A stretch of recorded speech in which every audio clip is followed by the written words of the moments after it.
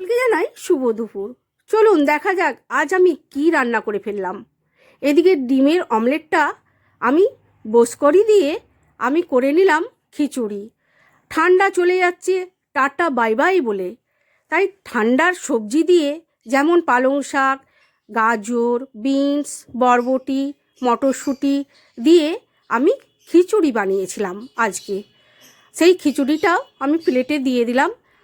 আর করে নিয়েছিলাম সরু সরু করে আলু ভাজা, আর করে নিয়েছিলাম বাঁধাকপির তরকারি, আর সেই অমলেটটাকে ভালো করে পেঁয়াজ কাঁচা লঙ্কা দিয়ে আমি ভেজে নিয়েছিলাম।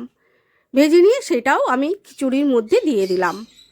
আজ সাথে ছিল মিহিদানা, 1 বাটি মিহিদানা।